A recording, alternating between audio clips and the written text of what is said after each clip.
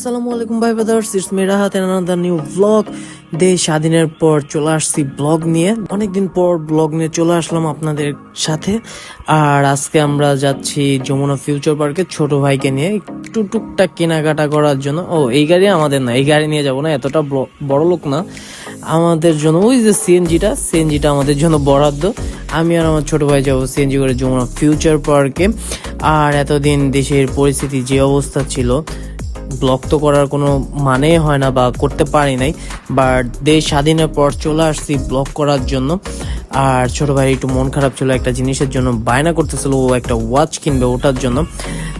যাই হোক, ওর জন্য ওয়াচ কিনতে যাব। তো আমি এই প্রথমবার ছোট ভাইকে নিয়ে যাচ্ছি, একটু নিজেকে গার্জেন ফিল হচ্ছে, তাই ওকে ক্যামেরা দেখায় আমি একটু হাসানোর চেষ্টা করতেছিলাম। ও রেগে ছিল ব্যাপারটা, তো ওর মুখ দেখলেই বুঝতে পারবেন যে ও কতটা রেগেছিল।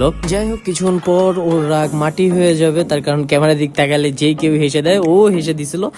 তো আমরা এভাবে করতে করতে চলে আসলাম যমুনা ফিউচার পার্কে। অ্যান্ড আমাদের যে মার্সিটি ছিল, সিএনজি মার্সিটি, ওটা পার্কিং করতে গেছে মামা।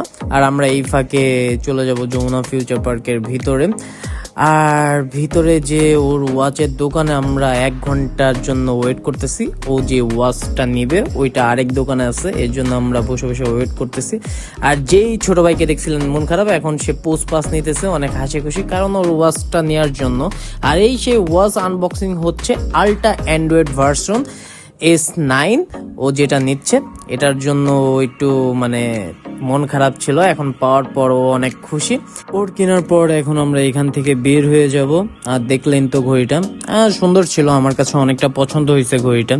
আমি নিয়ে নিতাম যদিও আমাকে দিয়ে দিত। যাই হোক, পরের বার নেক্সট টাইম আমিও একটা নিয়ে নিব।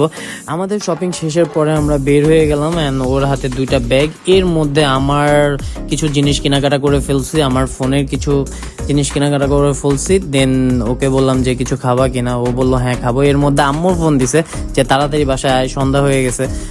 ছোট ভাই ছিল, আর ছোট ভাই সাথে ছিল দেখে আম্মু অনেক টেনশন করতেছিল। তাই যমুনা ফিউচার পার্কে অনেকদিন পর আসলাম, অ্যান্ড ঘুরে অতটা দেখতে পারি নাই। সাথে ছোট ভাই ছিল আর আম্মু বারবার ফোন দিচ্ছিল। সো এখন আবার ব্যাক করতেছি বাসার উদ্দেশ্যে। অ্যান্ড ব্লগটা একদম মিনি ব্লগ ছিল, ছোটখাটো ছিল, কারণ অনেক দিন আসতে পারি নাই, তাই ভাবলাম ছোটখাটো করে একটা ব্লগ নিয়ে আসি, কারণ এর মধ্যে নিয়মিত অ্যান্ড রেগুলার হয়ে যাব। তাই সবাই লাইক, কমেন্ট অ্যান্ড সাবস্ক্রাইব করে পাশে থাকবেন। আবার দেখা হবে নতুন এক ব্লগে। ততদিন ভালো থাকবেন, সুস্থ থাকবেন, আর আমার জন্য দোয়া করবেন। খোদা হাফেজ।